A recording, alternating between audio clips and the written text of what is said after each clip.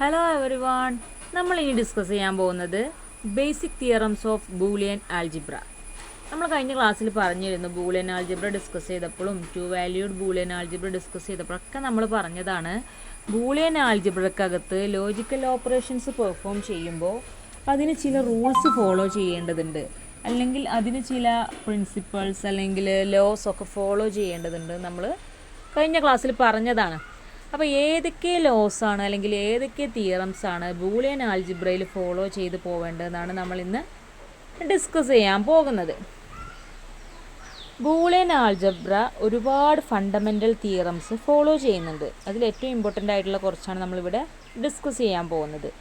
എന്തിനാണ് ഇത്തരം theorems use ചെയ്യുന്നതെന്ന് വെച്ചാൽ നമുക്ക് ഡിജിറ്റൽ സർക്യൂട്ട്സ് ഏറ്റവും ബെസ്റ്റായിട്ട് തന്നെ എന്ത് വേണം, ഡിസൈൻ ചെയ്യണം, ഡെവലപ്പ് ചെയ്യണം. അതുപോലെ തന്നെ ലോജിക്കൽ എക്സ്പ്രഷൻസൊക്കെ സിമ്പിളാക്കി കൊണ്ടുപോകാനും. ചിലതൊക്കെ വളരെ ലെങ്തി ആയിട്ടുള്ള ബൂലിയൻ എക്സ്പ്രഷൻ ആയിരിക്കാം, അല്ലെങ്കിൽ ലോജിക്കൽ എക്സ്പ്രഷൻ ആയിരിക്കാം. പക്ഷേ നമുക്ക് ഈ ബൂലിയൻ ആൽജിബ്രയുടെ തിയറംസൊക്കെ യൂസ് ചെയ്തുകൊണ്ട് അതൊക്കെ ഒന്ന് സിംപ്ലിഫൈ ചെയ്യാനും കഴിയുന്നതാണ്. ആദ്യത്തെ തിയറം എന്ന് പറയുന്നത് ഐഡൻറ്റിറ്റി തിയറമാണ്. ഈ തിയറത്തിൻ്റെ പ്രത്യേകത എന്താ വെച്ചാൽ നമ്മുടെ ബൂലിയൻ വേരിയബിളിനെ ചില ഓപ്പറേഷൻസ് ചെയ്ത് കഴിഞ്ഞാൽ അതിൻ്റെ വാല്യൂക്കകത്ത് പ്രത്യേകിച്ച് ഒരു ചേഞ്ചും വരാൻ പോകുന്നില്ല. അങ്ങനത്തെ തിയറംസാണ് ഐഡൻറ്റിറ്റി തിയറം. ഇപ്പോൾ എ ഓർ 0 ചെയ്ത് കഴിഞ്ഞാൽ റിസൾട്ട് എ ആണ് വരിക. എന്നാൽ ആൻഡിൻ്റെ കേസ് വരുമ്പോൾ എ ആൻഡ് 1 ചെയ്ത് കഴിഞ്ഞാലാണ് റിസൾട്ട് എ കിട്ടുക. അപ്പോൾ വേരിയബിളിനോട് കൂടി ഓർ ആണെങ്കിൽ 0 ഓർ ചെയ്താൽ സെയിം വേരിയബിൾ തന്നെ കിട്ടും. ആൻഡ് ആണെങ്കിൽ 1 ആൻഡ് ചെയ്താൽ സെയിം വേരിയബിൾ തന്നെ കിട്ടും. ഇവിടെ 0 ആണ്, ഓറിൻ്റെ കേസിൽ 0 ആണ് ഐഡൻറ്റിറ്റി എലമെൻറ്റ്, ആൻഡിൻ്റെ കേസിൽ 1 ആണ് ഐഡൻറ്റിറ്റി എലമെൻറ്റ്. അടുത്ത തിയറമാണ് ഡോമിനൻസ് തിയറം. ഈ തിയറത്തിനകത്ത് എങ്ങനെയാണ് 1ഉം 0യും നമ്മളുടെ ബൂലിയൻ വേരിയബിളുമായിട്ട് ഇൻ്ററാക്ട് ചെയ്യുന്നത്, അങ്ങനെ ചെയ്ത് കഴിഞ്ഞാൽ റിസൾട്ട് എന്താണ് വരിക എന്നുള്ളതാണ് പറയുന്നത്. ഇപ്പോൾ എനെ 1 കൊണ്ട് നമ്മൾ ആൻഡ് ഓർ ചെയ്ത് കഴിഞ്ഞാൽ റിസൾട്ട് 1 ആണ് കിട്ടുക. ഓക്കെ, എന് 0 കൊണ്ട് ആൻഡ് ചെയ്ത് കഴിഞ്ഞാൽ 0 ആണ് കിട്ടുക. ഓക്കെ, അപ്പോൾ ഏത് വേരിയബിളിനെയും 1 കൊണ്ട് ഓർ ചെയ്താൽ റിസൾട്ട് എപ്പോഴും 1 ആയിരിക്കുമെന്നുള്ളതും ഏതെങ്കിലും ഒരു വേരിയബിളിനെ 0 കൊണ്ട് ആൻഡ് ചെയ്ത് കഴിഞ്ഞാൽ എപ്പോഴും റിസൾട്ട് 0 ആയിരിക്കുമെന്നാണ് നൾ തിയറത്തിൽ പറയുന്നത്, അല്ലെങ്കിൽ ഡോമിനൻസ് തിയറത്തിൽ പറയുന്നത്. അടുത്തത് ഐഡംപൊട്ടൻ്റ് തിയറമാണ്. ഇതിനകത്ത് ഒരു വേരിയബിളിൻ്റെ ഓപ്പറേഷൻ തന്നെ റിപ്പീറ്റ് ചെയ്ത് കഴിഞ്ഞാൽ, അതായത് ഇപ്പോൾ ഒരു ഓർ ഓപ്പറേഷൻ ചെയ്യണം അല്ലെങ്കിൽ ആൻഡ് ഓപ്പറേഷൻ ചെയ്യണം, സെയിം വേരിയബിൾ വെച്ചിനെ റിപ്പീറ്റ് ചെയ്ത് ചെയ്യുകയാണെങ്കിൽ പ്രത്യേകിച്ച് ഒരു അഡീഷണൽ എഫക്റ്റ് ഒന്നും വരില്ല. എന്താണോ ചെയ്യുന്നത് ആ വേരിയബിളിൻ്റെ വാല്യൂ തന്നെയാണ് കിട്ടുക. ബിക്കോസ് ഇത് ബൈനറി നമ്പേഴ്സിൻ്റെ ഒരു പ്രോസസ്സിങ് അല്ലേ, അതുകൊണ്ടാണ് നമുക്ക് ഏറ്റവും ഈസി ആയിട്ട് ഈ ലോജിക്കൊക്കെ യൂസ് ചെയ്യാൻ പറ്റുന്നത് കേട്ടോ. ഇപ്പോൾ എ ഓർ എ ചെയ്ത് കഴിഞ്ഞാൽ റിസൾട്ട് എ തന്നെയാണ് കിട്ടുക, വേറെ ഓപ്ഷനൊന്നുമില്ല. എ ആൻഡ് എ ചെയ്ത് കഴിഞ്ഞാൽ റിസൾട്ട് എ തന്നെയാണ് കിട്ടുക, വേറെ ഓപ്ഷനൊന്നുമില്ല. കാരണം നമ്മൾ അതിൻ്റെ റൂൾസിലൊക്കെ പറയുന്നുണ്ട് എ ആൻഡിൻ്റെ കേസ് വരുമ്പോൾ രണ്ടും 1 ആണെങ്കിൽ മാത്രമേ റിസൾട്ട് 1 വരുള്ളൂ. ഓറിൻ്റെ കേസിൽ ഏതെങ്കിലും ഒന്ന് 1 ആയി തന്നെ റിസൾട്ട് 1 വരുമെന്നൊക്കെ നമ്മൾ പഠിച്ചിട്ടുണ്ട്. അപ്പോൾ അതിൻ്റെയൊക്കെ ബേസിലാണ് ഇത്തരം തിയറംസ് ഡെവലപ്പായി വരുന്നത്. പിന്നെ വരുന്നത് കോംപ്ലിമെൻറ്റ് തിയറാണ്. ഒരു വേരിയബിളിനെ അതിൻ്റെ കോംപ്ലിമെൻറ്റുമായിട്ട് കമ്പൈൻ ചെയ്ത് വന്നു കഴിഞ്ഞാൽ റിസൾട്ട് ഒരു ഫിക്സ്ഡ് വാല്യൂ ആയിരിക്കും. അതായത് എനെ എൻ്റെ കോംപ്ലിമെൻറ്റ് ചെയ്ത് കഴിഞ്ഞാൽ റിസൾട്ട് 1 ആണ് വരിക.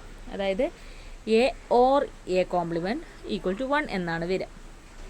അതുപോലെ എ ആൻഡ് എ കോംപ്ലിമെൻറ്റ് എപ്പോഴും 0 ആയിരിക്കും റിസൾട്ട് വരിക. ഇതാണ് കോംപ്ലിമെൻറ്റ് തിയറത്തിൽ പറയുന്നത്. പിന്നെ വരുന്നത് ഇൻവല്യൂഷൻ തിയറമാണ്. നമ്മൾ ഒരു വേരിയബിളിലേക്ക് നോട്ട് ഓപ്പറേഷൻ 2 ടൈംസ് ചെയ്ത് കഴിഞ്ഞാൽ അതിൻ്റെ ഒറിജിനൽ വാല്യൂ ആണ് കിട്ടുക. അപ്പോൾ എ കോംപ്ലിമെൻറ്റ് ചെയ്ത് കഴിഞ്ഞാൽ എ കിട്ടും. ഇനി 3 ടൈംസ് നോട്ട് ചെയ്ത് കഴിഞ്ഞാൽ എ കോംപ്ലിമെൻ്റ് ആണ് കിട്ടുക. 4 ടൈംസ് ചെയ്ത് കഴിഞ്ഞാൽ എ ആണ് കിട്ടുക. അതായത് ഈവൻ ടൈംസ് ചെയ്ത് കഴിഞ്ഞാൽ സെയിം എ എന്നുള്ള ബേസിക് വാല്യൂ കിട്ടും. ഓഡ് ടൈംസ് ചെയ്ത് കഴിഞ്ഞാൽ കോംപ്ലിമെൻ്റ് വാല്യൂ ആണ് കേട്ടോ കിട്ടുക. പിന്നെ കമ്മ്യൂട്ടേറ്റീവ് തിയറം. കമ്മ്യൂട്ടേറ്റീവ് തിയറം എന്ന് പറഞ്ഞു കഴിഞ്ഞാൽ നമ്മളൊരു ബൂളിയൻ എക്സ്പ്രഷൻ ചെയ്യുകയാണ്, അതിൻ്റെ ഓർഡർ വേരിയബിൾസ്, അതായത് വേരിയബിൾസിൻ്റെ ഓർഡർ അങ്ങോട്ടോ ഇങ്ങോട്ടോ ചേഞ്ച് ചെയ്യുന്നത് ഒരിക്കലും റിസൾട്ടിനെ അഫക്റ്റ് ചെയ്യില്ല. ഇപ്പോൾ എ ഓർ ബി ചെയ്യുന്നതും ബി ഓർ എ ചെയ്യുന്നതും സെയിം റിസൾട്ടാണ് കിട്ടുക. എ ആൻഡ് ബി ചെയ്യുന്നതും ബി ആൻഡ് എ ചെയ്യുന്നതും സെയിം റിസൾട്ടാണ് കിട്ടുക. അതാണ് കമ്മ്യൂട്ടേറ്റീവ് തിയറത്തിൽ പറയുന്നത്. പിന്നെയാണ് അസോസിയേറ്റീവ് തിയറം.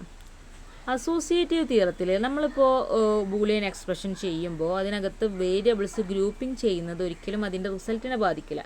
ഇപ്പോൾ എ ഓർ ബി ബ്രാക്കറ്റിനകത്തും ഓർ സി പുറത്തിടുന്നതും A or B or C ബ്രാക്കറ്റിനകത്തും സെയിം റിസൾട്ടാണ് കിട്ടുക. പ്രത്യേകിച്ച് അതിനകത്ത് ബാധിക്കാനൊന്നുമില്ല, ജസ്റ്റ് അതിൻ്റെ പ്രയോറിറ്റി ചേഞ്ചസ് മാത്രമേ ഉണ്ടാവുള്ളൂ കേട്ടോ, റിസൾട്ടിനെ ബാധിക്കൊന്നുമില്ല. അതുപോലെ എ ആൻഡ് ബി ബ്രാക്കറ്റിനകത്തും ആൻഡ് സി എന്നുള്ളതും A and B and C ബ്രാക്കറ്റിനകത്തും വരുന്നതിനൊന്നും പ്രത്യേകിച്ച് എന്തുണ്ടാവില്ല, എഫക്റ്റ് റിസൾട്ടിനകത്ത് ഉണ്ടാവില്ല. പിന്നെ അടുത്തതാണ് ഡിസ്ട്രിബ്യൂട്ടീവ് തിയറം. ഡിസ്ട്രിബ്യൂട്ടീവ് തിയറം എന്ന് പറയുന്നത് ബൂളിയൻ മൾട്ടിപ്ലിക്കേഷൻ ചെയ്ത് കഴിഞ്ഞാൽ അത് നമുക്ക് അഡീഷൻ ആക്കിയിട്ട് ഡിസ്ട്രിബ്യൂട്ട് ചെയ്യാൻ കഴിയും. ബൂളിയൻ അഡീഷനെ നമുക്ക് എന്ത് ചെയ്യാൻ കഴിയും, മൾട്ടിപ്ലിക്കേഷൻ ആയിട്ടും ഡിസ്ട്രിബ്യൂട്ട് ചെയ്യാൻ കഴിയും എന്നുള്ളതാണ് ഡിസ്ട്രിബ്യൂട്ടീവ് തിയറം പറയുന്നത്. ഇവിടെ നമുക്ക് കാണാം A and B or C എന്നുള്ളതാണ് നമ്മൾ ചെയ്തു വെച്ചിട്ടുള്ളത്. അതിന് നമുക്ക് A and B plus A and C എന്ന് എഴുതിയാലും സെയിം റിസൾട്ടാണ് വരുന്നത്, ഒരു ചേഞ്ച് ഉണ്ടാകാൻ പോകുന്നില്ല. അതുപോലെ A or B and C എന്നുള്ളതിനെ നമുക്ക് A or B and A or C എന്നുള്ള രീതിയിൽ എഴുതിയാലും സെയിം റിസൾട്ടാണ് കിട്ടുക. അതായത് രണ്ടും ഡിസ്ട്രിബ്യൂട്ട് ചെയ്തിട്ടും പെർഫോം ചെയ്യാം, അപ്പോഴും ഈ ബൈനറി നമ്പേഴ്സിൻ്റെ കേസിൽ സെയിം റിസൾട്ടാണ് കിട്ടുക.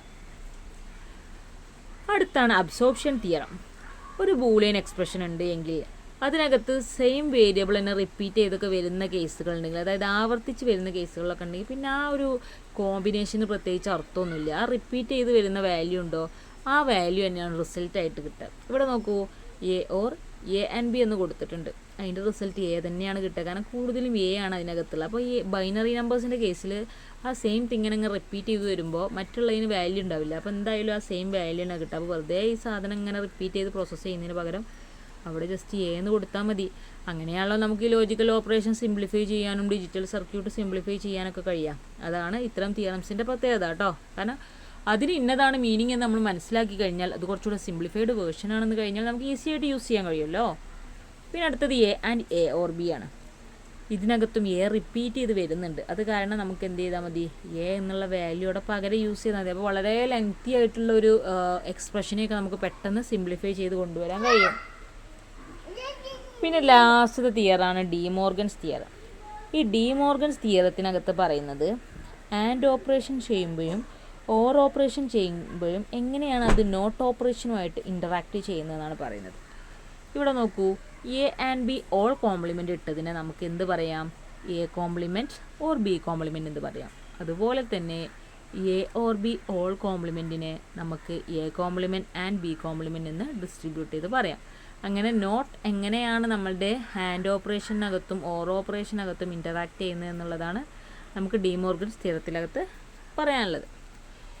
ഇതിൻ്റെ പ്രൂഫൊക്കെ നമുക്ക് പഠിക്കാണ്ട് കേട്ടോ. നമുക്ക് ഡീറ്റെയിൽ ആയിട്ട് ഡീമോർഗൻസ് തിയറം പഠിക്കാണ്ട് അവിടെ നമുക്ക് പ്രൂഫ് കാണിക്കാം കേട്ടോ. ഓക്കേ, അപ്പോൾ നമ്മൾ ഏതൊക്കെയാണ് ഇപ്പോൾ ഡിസ്കസ് ചെയ്തത്? 10 തിയറംസ് നമ്മൾ ഇന്ന് ഡിസ്കസ് ചെയ്തു. ആദ്യം ഡിസ്കസ് ചെയ്തത് ഐഡൻറ്റിറ്റി തിയറമാണ്, പിന്നെ നൾ തിയറം, പിന്നെ ഐഡംപൊട്ടൻ തിയറം, പിന്നെ കോംപ്ലിമെൻറ്റ് തിയറം, പിന്നെ ഇൻവല്യൂഷൻ തിയറം, പിന്നെ commutative theorem, associative theorem, distributive theorem, absorption theorem, De Morgan's theorem. ഇത്രയും തിയറംസാണ് നമ്മൾ ഡീറ്റെയിൽ ആയിട്ട് പഠിച്ചത്. കോൺസെപ്റ്റ് എല്ലാവർക്കും ക്ലിയർ ആയിട്ടുണ്ടാവുമെന്ന് വിചാരിക്കുന്നു. Okay, thank you.